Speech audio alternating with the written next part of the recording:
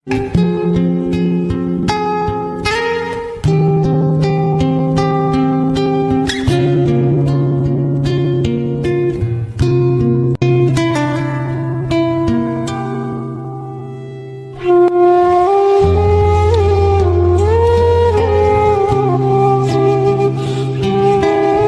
paceklik yang sudah melanda Mesir membuat Yuzarsif semakin sering mengunjungi lumbung gandum, untuk melihat kondisi para pembeli gandum.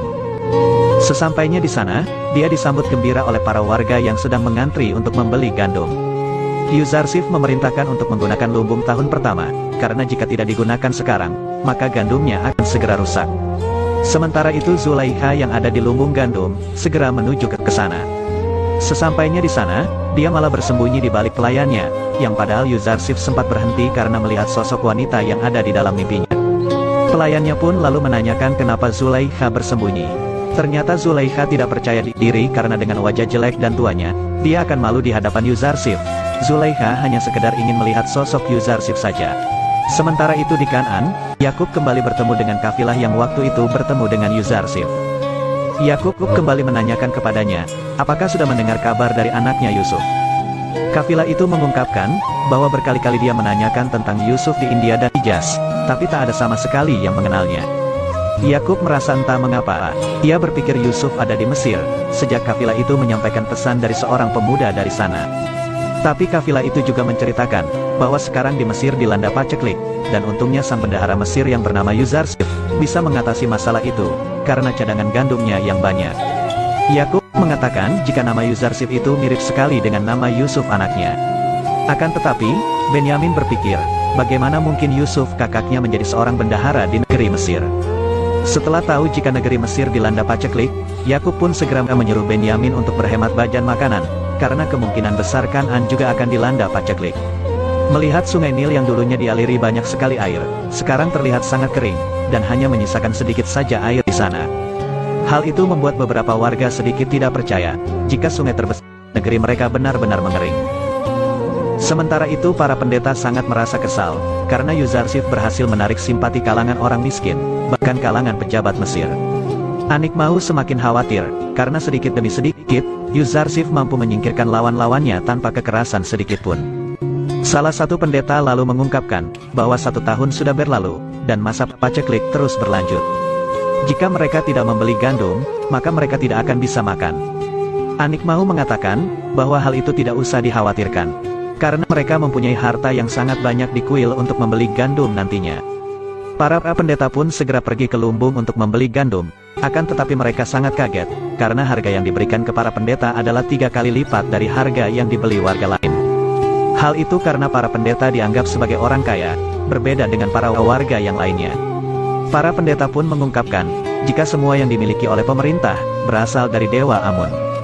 Namun dengan nada menyindir, petugas berkata bahwa semua berkah ini datang dari Tuhan Yang Maha Esa dan Yuzarsif, bukan dari Amun. Bahkan Amun untuk mengenyangkan perut para pendetanya tidak bisa.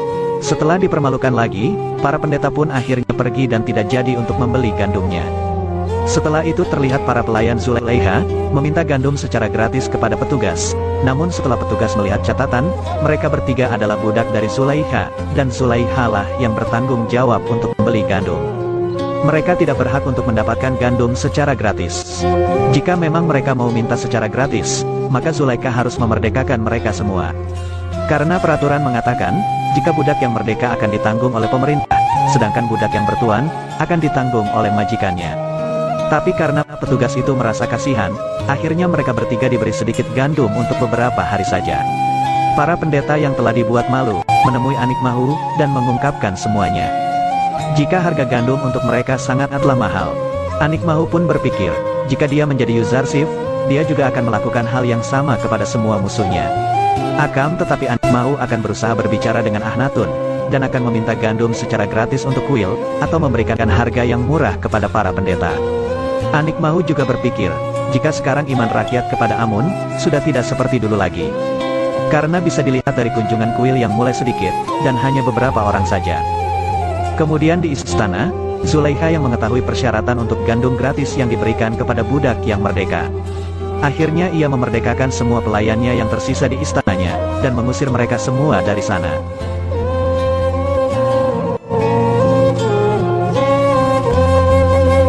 Pada akhirnya, para pendeta mendatangi Akhnatun dan mengungkapkan kekecewaannya terhadap peraturan yang diberikan oleh Yuzarsif. Jika para pendeta harus membeli gandum dengan harga yang mahal, mereka berdalih bahwa mereka adalah para abdi rakyat, yang tak pantas untuk diberikan harga yang mahal. Sang ratu pun mengungkapkan, bukankah harta Amun sangat banyak, dan harta itu bisa digunakan sewaktu-waktu. Yuzarsif juga mengatakan, jika pemerintah tidak memaksa para pendeta untuk membeli gandum di lumbungnya, dia membebaskan para pendeta untuk membeli gandum di mana saja, bahkan di negeri tetangga.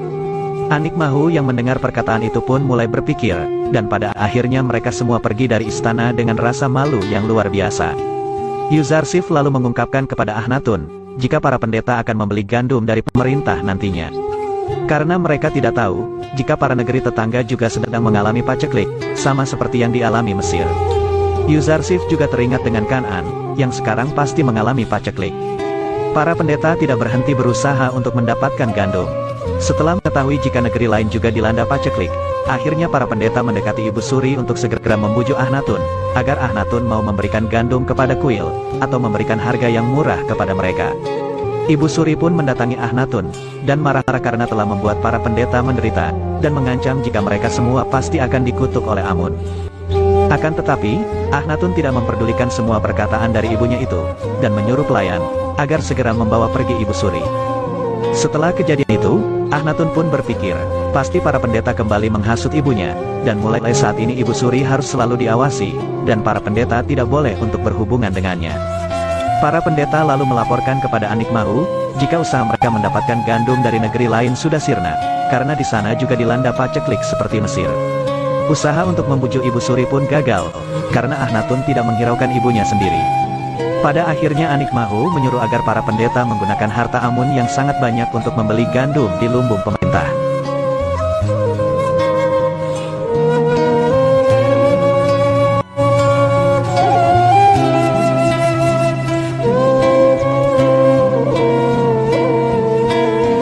Setelah mengambil harta Amun, para pendeta lalu mendatangi lumbung, dan membayar dengan harga yang sudah ditetapkan, yaitu 3 kali lipat dari harga biasa. Mereka juga dipermalukan oleh petugas, yang membuat semua warga menertawai mereka semua. Para warga juga mengungkapkan, jika hadiah dan persembahan dari rakyat untuk dewa, malah dipakai oleh para pendeta demi diri mereka sendiri. Sementara itu, Zulaikha yang sekarang hidup terlunta-lunta, mulai buta dan tidak bisa melihat. Karena setiap hari dia hanya bisa menangis. Kedua pelayannya pun kembali ke istana untuk menemui Zulaikha dan membuatkan makanan untuknya. Mereka berdua sangat merasa kasihan dengan mantan majikan itu, dan berharap bisa tinggal di istana lagi. Karena sejak kecil mereka berada di istana, dan tak memiliki tempat tinggal. Zulaikha pun menyetujui saja